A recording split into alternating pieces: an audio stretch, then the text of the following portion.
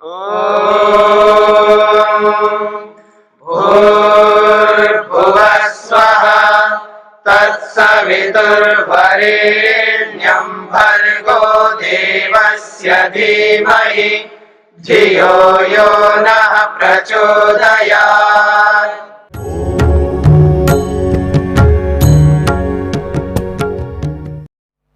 पांचवें सूत्र की भूमिका के रूप में तस्य खलु देहादि व्यतिरिक्तस्य चेतनस्य आत्मना, ये बात तो सिद्ध कर दिया है कि शरीर, इंद्रियां, मन, बुद्धि, इन सब तत्वों से आत्मा अलग है। ऐसे भिन्न आत्मा का प्रयोजन क्या है? क्यों शरीर में रह रहा है?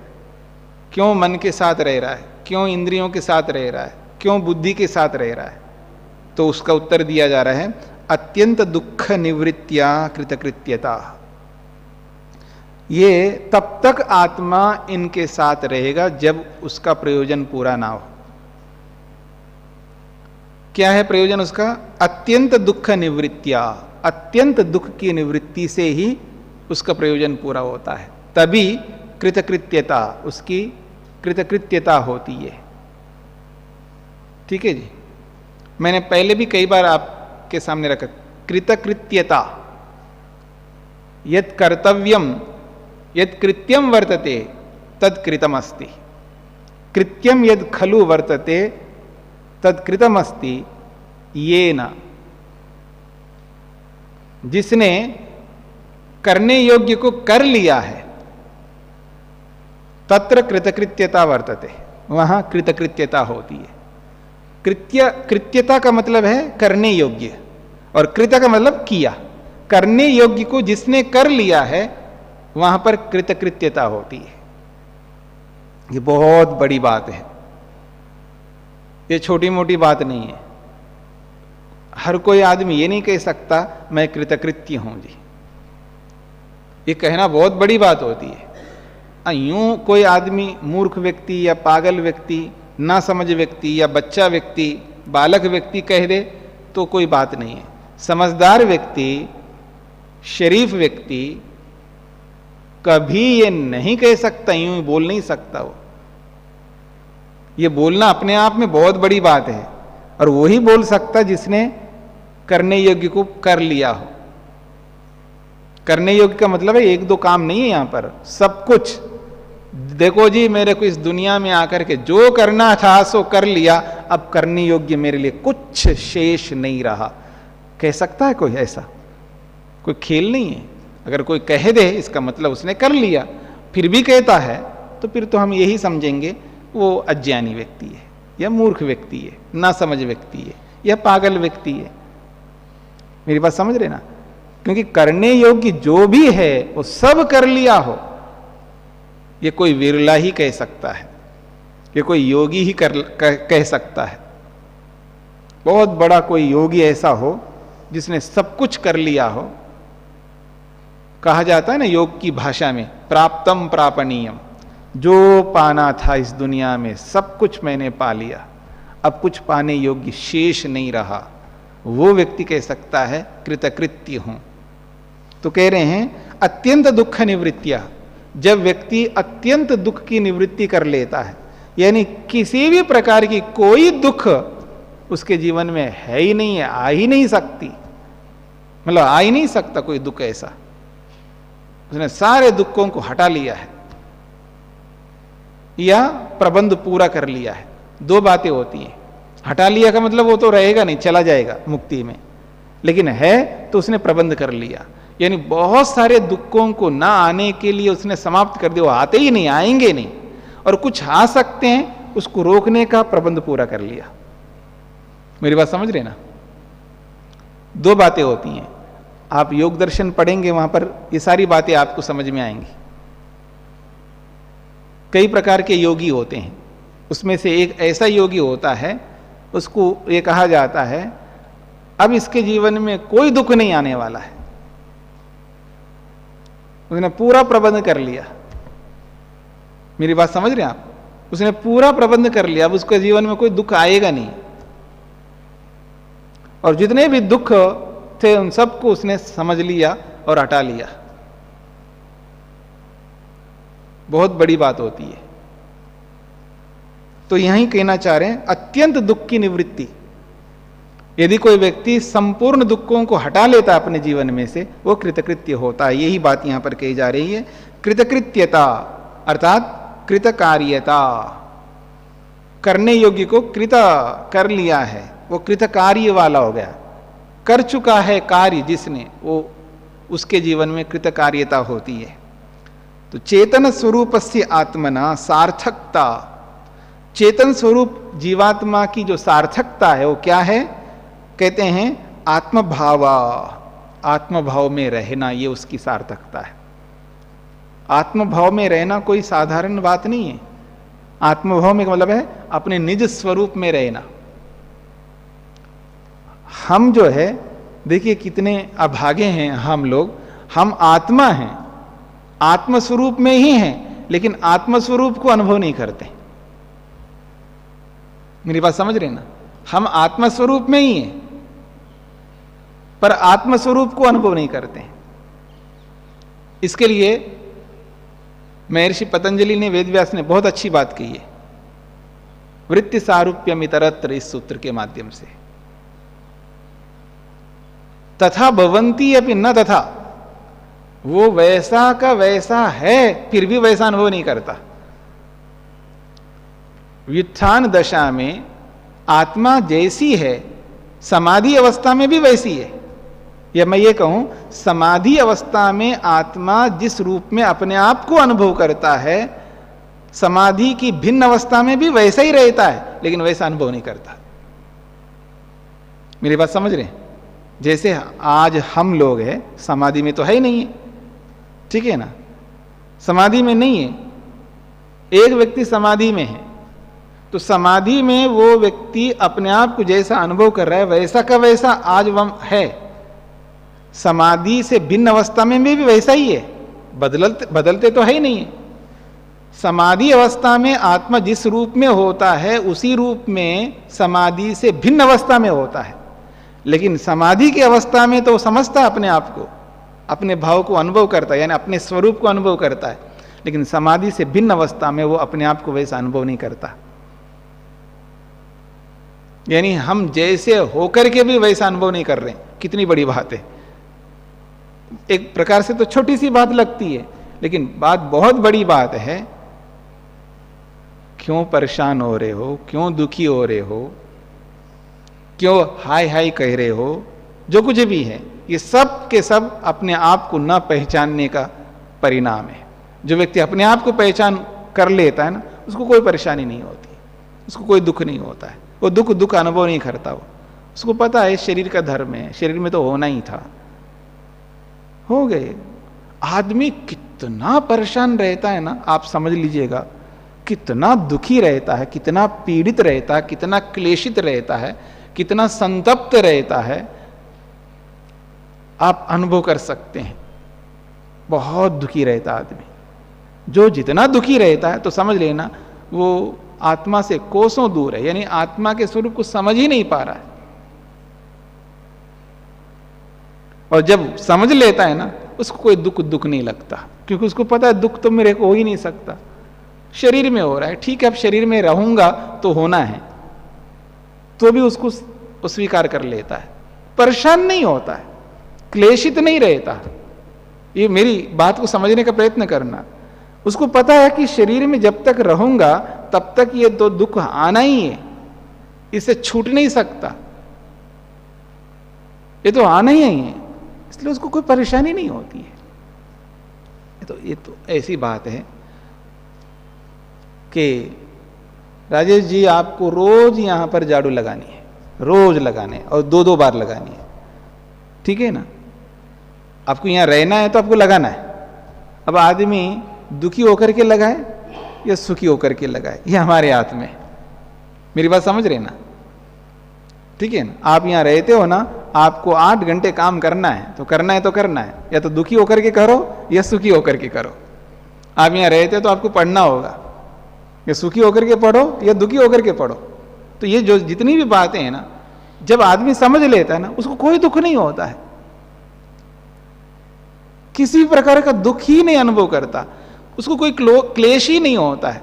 इसने मेरे को ऐसा क्यों बोला है, ये कौन होता है बोलने वाला, कुछ मतलब ही नहीं है, बोला तो वो क्यों नहीं होता है, वो बोल सकता है ना, आदमी है, वो स्वतंत्र है, उसकी स्वतंत्रता को आप कैसे छीन सकते? आप नहीं बोल सकते, वो तो बोलेगा, बोल करके दुख उठाएगा, दंड भोगेगा, वो एक अलग बात है।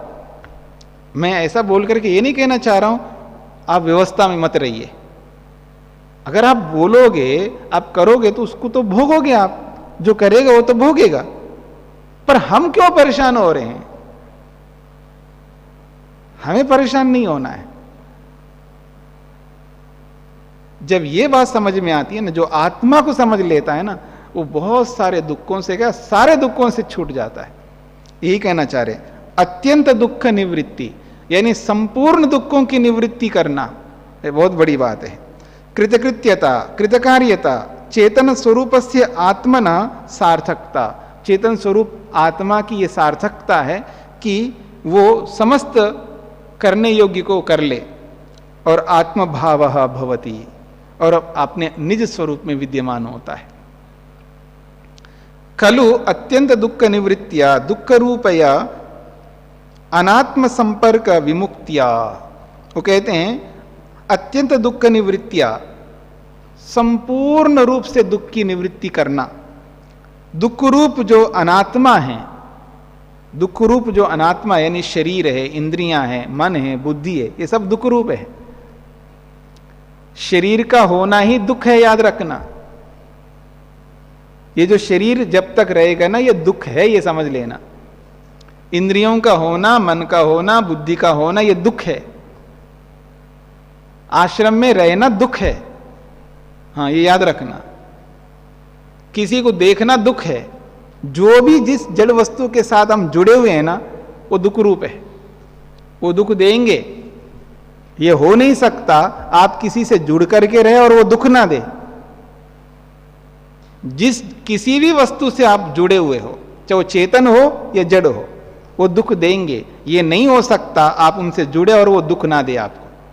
चाहे वो माता हो, चाहे वो पिता हो, चाहे वो पत्नी हो, चाहे वो पति हो, चाहे वो बच्चे हो, चाहे वो माता पिता हो, चाहे भाई बहन हो, चाहे मित्र साथी हो, चाहे गुरु अध्यापक हो, चाहे विद्यार्थी हो, जिसके साथ हम जुड़े उनसे हमें दुख मिलना ही मिलना है। इसको कोई दुनिया में रोक नहीं सकता,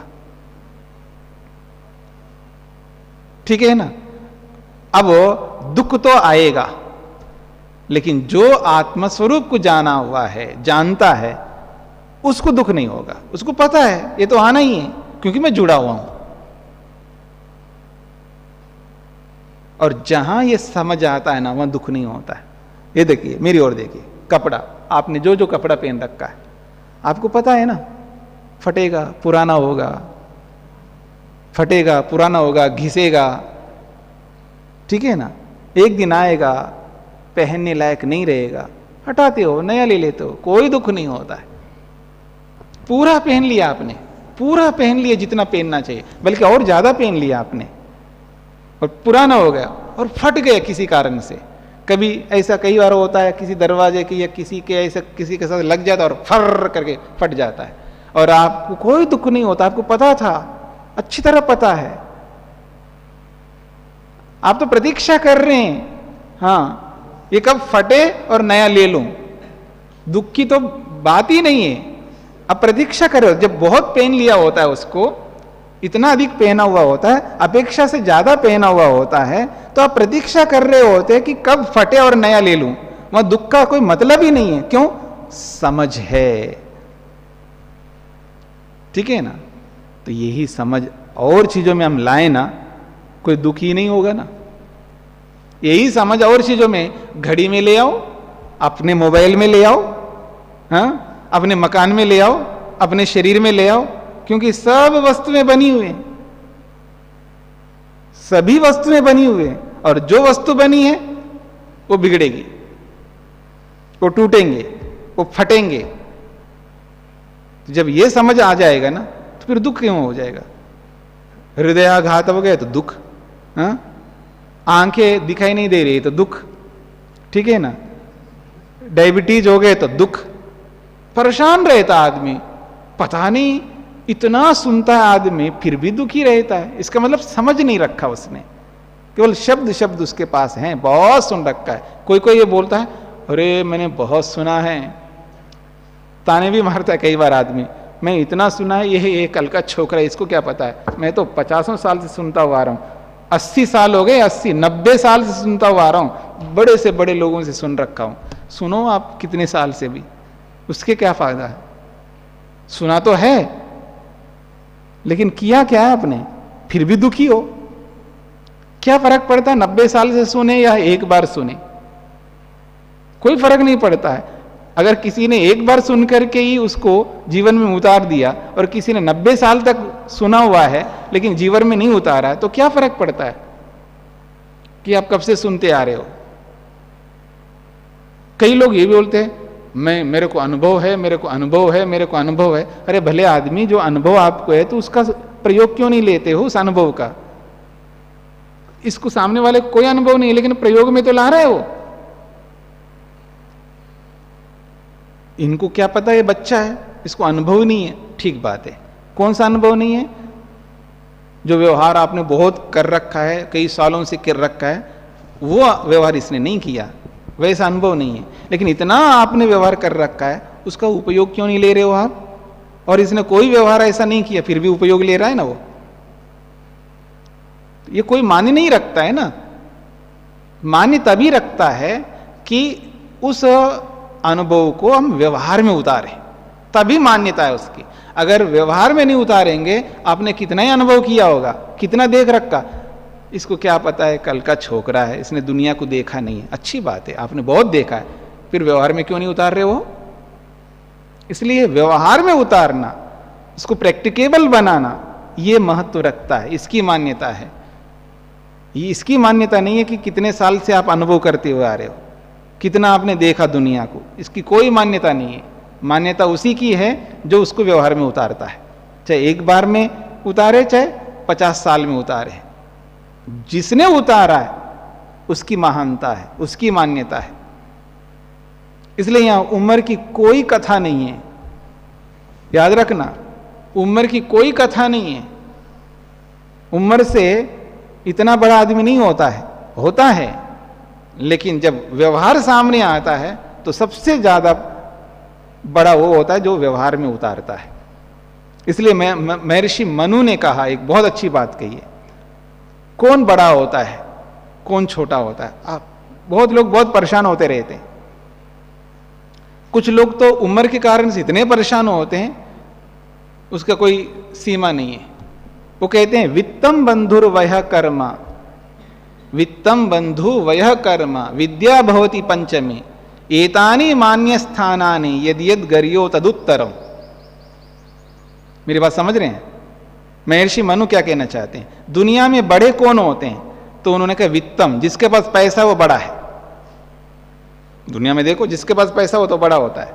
वित्तम बंधु, जिसके जितने अधिक बंधु होते हैं वो भी बड़ा होता है। जिसकी बिरादरी बहुत बड़ी होती है ना, वो बहुत बड़ा माना जाता है। जिसके बंधु बहुत अधिक हैं तो वो भी बड़ा आदमी होता है। वित्तम बंधुर वयः, अब आया उम्र आपकी।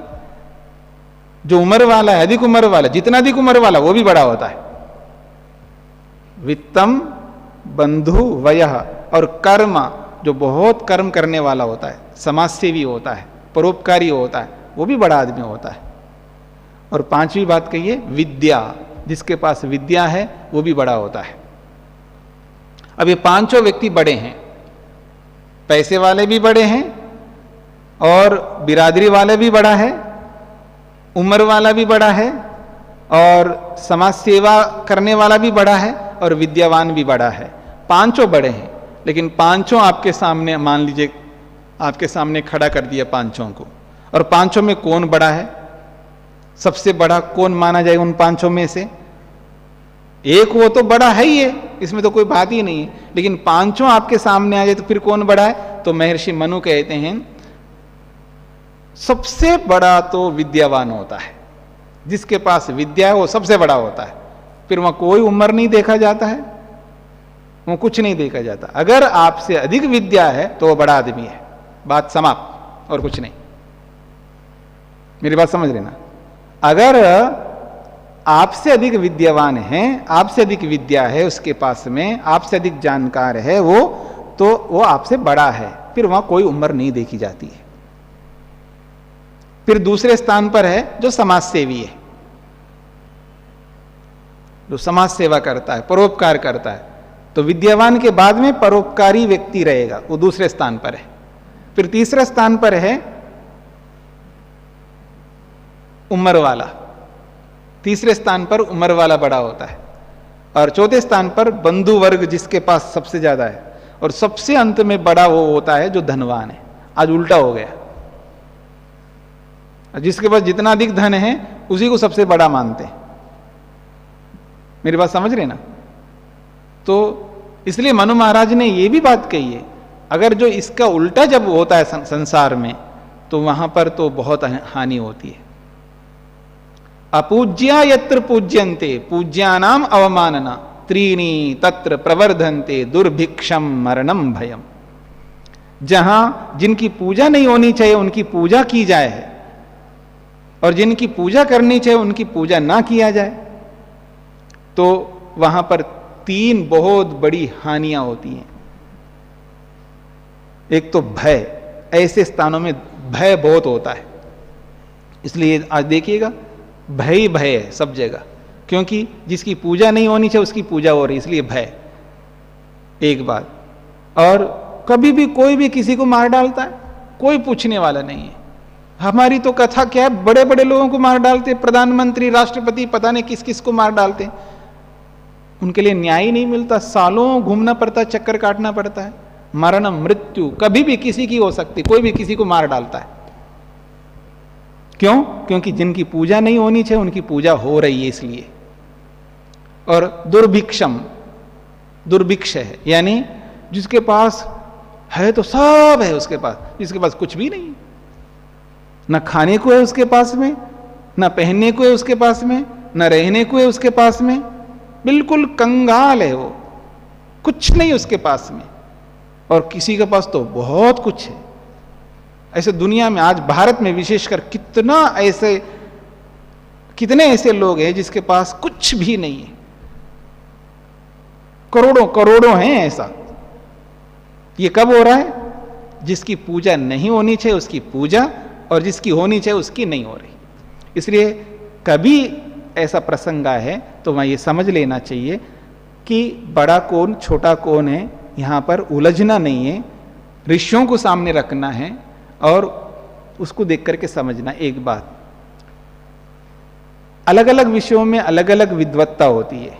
हाँ, ये भी है, कोई ये इस अहंकार में नहीं रहे कि मैं अगर कोई, विशेषकर मैं ब्रह्मचारी की बात कहूं, कोई ब्रह्मचारी व्याकरण पढ़ रहा हो और बाकी लोग व्याकरण नहीं पढ़े, जिसने व्याकरण नहीं पढ़ा मैं बड़ा आदमी, इस अहंकार में नहीं रहना। मेरी बात समझ रहे ना? अगर किसी ने दर्शन पढ़ लिया ब्रह्मचारी ने और किसी ने दर्शन नहीं पढ़ा, तो इस अहंकार में नहीं रहना कि मैं तो दर्शन पढ़ा हूं, मैं दर्शनाचार्य हूं, इसको क्या आता है, इस अहंकार में मत रहना। विद्या का मतलब दर्शन पढ़ना नहीं है, विद्या का मतलब व्याकरण पढ़ना नहीं है। हाँ, ये विद्या का मतलब नहीं है। विद्या का मतलब है विद्या, या विद्या स विमुक्त, है जो दुख को दूर करने वाली विद्या है। आपके जीवन में दुख नहीं है, आप क्लेशित नहीं होते, आप पीड़ित नहीं होते, आप परेशान नहीं होते, आप टेंशन में नहीं आते, आपके अंदर गुस्सा नहीं है, आपके अंदर अहंकार नहीं है, आपके अंदर विनयता है, आपके अंदर बहुत सारे ऐसे गुण हैं। ये है विद्या का मतलब है। मेरी बात समझ रहे ना? ये नहीं है कि आपने व्याकरण पढ़ लिया और कोई आदमी आ जाए, मान लीजिए मुनि जी आ जाए और मुनि जी ने व्याकरण नहीं पढ़ा और ब्रह्मचारी ने व्याकरण पढ़ा, इसको तो व्याकरण आता नहीं, मैं इससे बड़ा हूं, ऐसे समझने लग जाए, तब तो मूर्खता हो जाएगी। हाँ, विद्या का मतलब ये नहीं है। विद्या का मतलब विनयी हो, जीवन में अक्रोध हो, अलोभ हो, मतलब न तो ईर्ष्या, न द्वेष, न अहंकार, न लड़ाई, न झगड़ा, बात बात पर परेशान होना, बात बात पर गुस्सा आना, बात बात एकदम ऐसा अपने आप को क्या बना के रख रहा आदमी, ठीक है ना? तो वो ऐसा आदमी बड़ा नहीं होता है, वो भले लाल कपड़े वाला हो, याद रखना। हाँ, केवल लाल कपड़े से बड़ा नहीं होता है। बड़ा वो होता है जिसके जीवन में ये सारे गुण हो, वो कोई भी आदमी हो। मेरी बात को समझ लेना, विद्या का मतलब वो है। विद्या उसको कहते हैं जो दुख से हटा के रखते हैं। और तो आप तो दुखी हो तो बड़ा कैसे आदमी हो आप? मेरी बात समझ रहे ना? आप दुखी हो रहे हो तो आपको मैं कैसे बड़ा मानूं? केवल पोथियां पढ़ने से बड़ा नहीं होता कोई आदमी। जिसके जीवन में दुख नहीं है वो बड़ा होता है। मेरी बात समझ में आ गया? अब मैं किसी को छोटा दिखा नहीं रहा हूं, किसी को बड़ा नहीं दिखा रहा हूं। यथार्थता जो है, शास्त्रों में जो बात कही जा रही है वो बता रहा हूं आपके सामने। तो इस बात को समझ करके चलना है हमको। तो यहां पर क्या बात कही है जी? न शिलापुत्रवत धर्मी ग्राहक मान बाधात। ये तो हो गया अत्यंत दुख निवृत्तिया कृतकृत्यता। तो सूत्रार्थ लिख लीजिएगा पहले।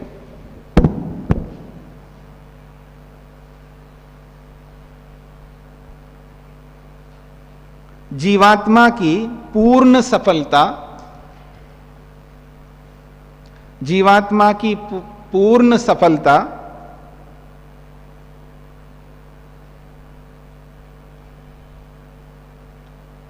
समस्त दुखों की पूर्ण रूप से निवृत्ति होने से, जीवात्मा की पूर्ण सफलता समस्त दुखों की पूर्ण रूप से निवृत्ति होने से मिलती है।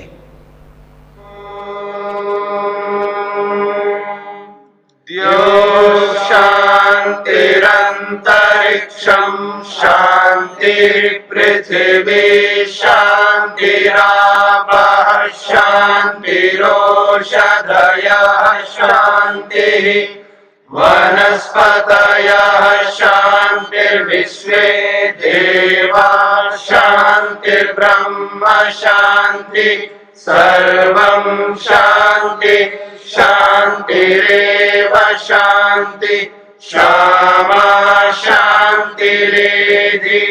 ओम शांति शांति शांति।